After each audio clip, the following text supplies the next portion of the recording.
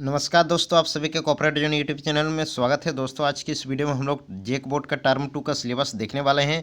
दोस्तों वीडियो शुरू करने से पहले अगर आप इस चैनल पर नए हैं और चैनल को सब्सक्राइब नहीं किया तो सब्सक्राइब कर लें, साथ में बेल आइकन को भी प्रेस करें ताकि इस टाइप से जितना वीडियो है सबसे पहले आप तक नोटिफिकेशन पहुंचेगी। तो चलिए हम लोग टर्म 2 का सिलेबस देखते हैं। दोस्तों ये देख लीजिए टर्म 2 का सिलेबस है। दोस्तों इधर वाला आप लोग को लेफ्ट साइड वाला जो दिया है प्रथम शाब्दिक परिचय, इसको आप लोग को नहीं पढ़ना है। जो दाहिना साइड वाला दिया है इसको ही आप लोग को पढ़ना है। तो आइए हम लोग सबसे पहले एक एक को सब्जेक्ट को देख लेते हैं। सबसे पहले को हम लोग हिंदी को देख लेंगे। हिंदी में देख लेंगे कि क्या क्या पढ़ना है। देख लीजिए दोस्तों यहाँ पे हिंदी लिखा है। सबसे पहले हम लोग हिंदी का सिलेबस देख लेंगे, फिर उसके बाद math, science, social science, Sanskrit जितना है सभी सब्जेक्ट का हम लोग देख लेंगे। सबसे पहले हम लोग हिंदी का देखते हैं कि क्या क्या पढ़ना है। दोस्तों यहाँ पे देख लीजिए हिंदी में दाहिना साइड वाला जितना लिखा है सबको आप लोग को पढ़ना है। दोस्तों हिंदी में आप लोग को हिंदी ए जो बच्चे हिंदी ए लिया है उसको लिए आप लोग को क्या क्या पढ़ना है आइए हम लोग देखते हैं। सबसे पहले आप लोग को छाया मत छूना इसको आप लोग को पढ़ना है। कन्यादान है इसको भी पढ़ना है। उसके बाद है मानवीय करुणा की दिव्य चमक, इसको भी पढ़ना है। फिर मुन्नो भंडारी की लिखी हुई कहानी, एक कहानी यह भी, इसको भी पढ़ना है। फिर नौबत खाने में इबादत, हिंदी में ये पढ़ना है। जज पंचम की नाक, इसको भी पढ़ना है। उसके बाद हम लोग को आते हैं अन्न अभिकारिक शब्द, ये वाला दोस्तों यहाँ से इतना दूर आप लोग को जो दिख रहा है ये वाला आप लोग को व्याकरण से लिया गया है। यहाँ से इतना दूर आप लोग को व्याकरण से पढ़ना है। जिससे अन्न अभिकारिक शब्द व्याकरण में पढ़ना है। समास आप लोग को पढ़ना है। पत्र लेखन पढ़ना है। निबंध लेखन पढ़ना है। विज्ञापन लेखन पढ़ना है। उसके बाद गद्यांश और पद्यांश इसको आप लोग को पढ़ना है। दोस्तों इस टाइप से आप लोग को हिंदी का सिलेबस आप लोग देख लिए। तो उसके बाद हम लोग हिंदी बी का सिलेबस देखते हैं। दोस्तों ये अगर कोई छात्र अगर हिंदी बी लिया है तो उसके लिए ये सब आप लोग को देखना है कि ये आप लोग को पढ़ना है। तो हिंदी बी का हम लोग हिंदी बी का देखते हैं।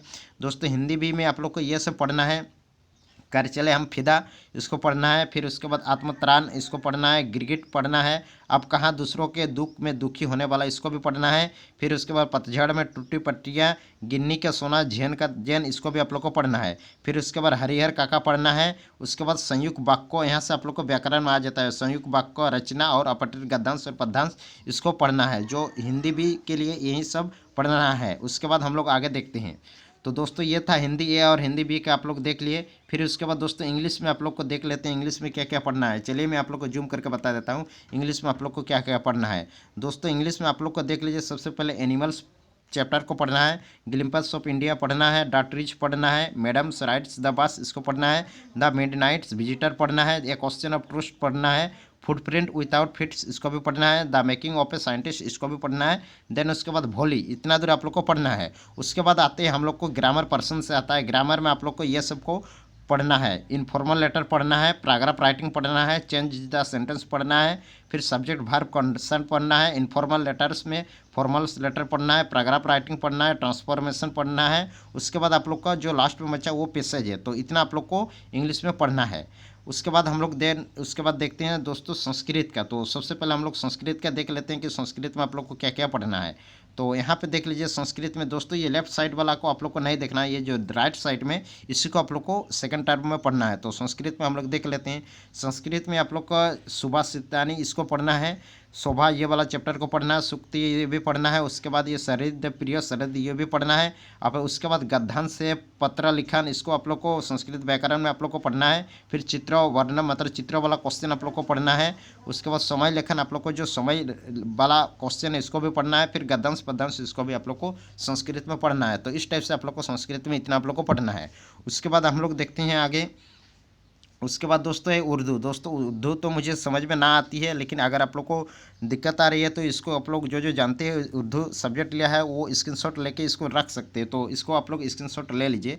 ये लेफ्ट वाला स्क्रीनशॉट मत लीजिएगा, ये राइट वाला ही आप लोग को स्क्रीनशॉट ले लीजिएगा। तो इसको आप लोग जो बच्चे उर्दू लिए हैं उसको स्क्रीनशॉट ले लीजिए। चलिए इसको आप लोग स्क्रीनशॉट ले लीजिए। ठीक है, मैं इसको स्क्रॉल डाउन करता हूँ, इसको भी आप लोग स्क्रीनशॉट ले लीजिएगा।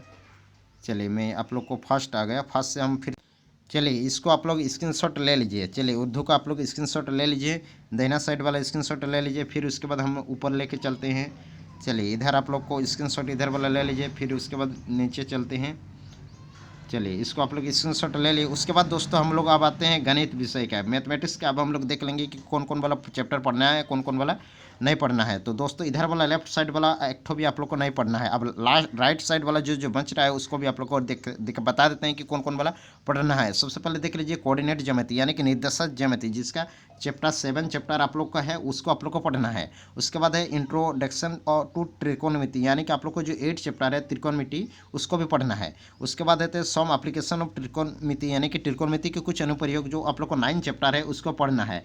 उसके बाद आते कॉन्स्ट्रक्शन यानी कि रचना वाला आप लोग को पढ़ना है, वो 11 चैप्टर में है, उसको भी आप लोग को पढ़ना है। उसके बाद आते हैं सरफेस एरिया एंड वॉल्यूम, इसको आप लोग को पढ़ना है, ये आप लोग को 13 चैप्टर में है। सरफेस एरिया एंड वॉल्यूम उसको पढ़ना है। फिर उसके बाद आते हैं स्टैटिक्स दोस्तों आप लोग को सांख्यिकी होती है जो माध्यक और बहुलक है, उसको आप लोग को पढ़ना है, यानी कि 14 चैप्टर को पढ़ना है। फिर आते हैं प्रोबेबिलिटी 15 चैप्टर को पढ़ना है। इतना आप लोग को सेकंड टर्म में एग्जाम में पढ़ना है। तो दोस्तों इसको हम लोग फिर से रिपीट कर देते हैं। आप लोग को 7 चैप्टर को मैथ में पढ़ना है, 8 चैप्टर को पढ़ना है, 9 चैप्टर को पढ़ना है, उसके बाद 11, 13, 14 और 15। दोस्तों इसको आप लोग अच्छा से लिख लीजिए कि कॉपी में यही सब आप लोग को चैप्टर को सेकंड टर्म में पढ़ना है। इसको मैं फिर से आप लोग को रिपीट कर देता हूँ।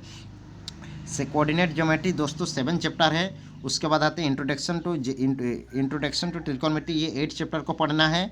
उसके बाद 9 चैप्टर को पढ़ना है। उसके बाद 11 चैप्टर को पढ़ना है। उसके बाद 13 को पढ़ना है। उसके बाद 14 को पढ़ना है। उसके बाद प्रोबेबिलिटी 15। इतना आप लोग को चैप्टर को जो है सेकंड टर्म में पढ़ना है।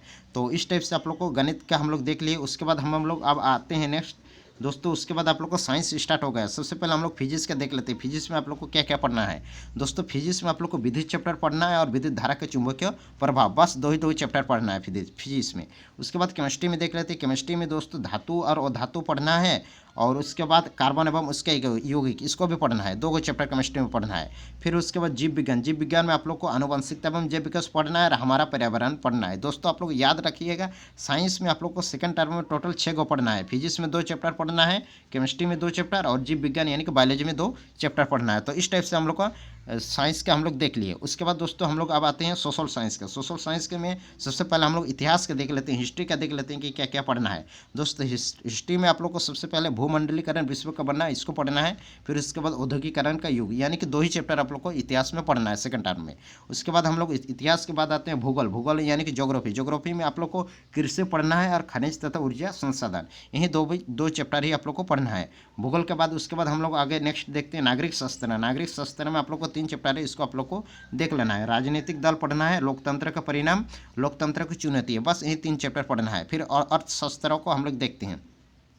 दोस्तों अर्थशास्त्रों को इकोनॉमिक्स कहते हैं। इकोनॉमिक्स का मुद्रा और साख पढ़ना है, और वैश्वीकरण और भारतीय अर्थव्यवस्था, ये 2 चैप्टर पढ़ना है। तो अर्थशास्त्र हम लोग को सोशल साइंस में इतना ही पढ़ना है, तो इसको आप लोग को खत्म कर दिए।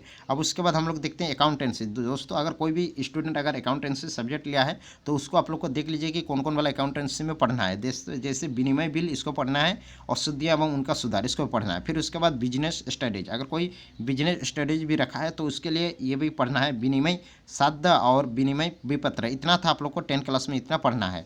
दोस्तों इसको आप लोग स्क्रीनशॉट ले लीजिएगा। अगर आप लोग को दिक्कत आ रही है तो मैं नीचे डिस्क्रिप्शन में लिंक दे दूंगा, उसको आप लोग डाउनलोड कर लीजिएगा। तो यहीं था आप लोग को 10 क्लास का सिलेबस। तो मिलते हैं नेक्स्ट वीडियो में, तब तक के लिए बाय बाय, थैंक यू, जय हिंद, जय भारत, जय झारखंड।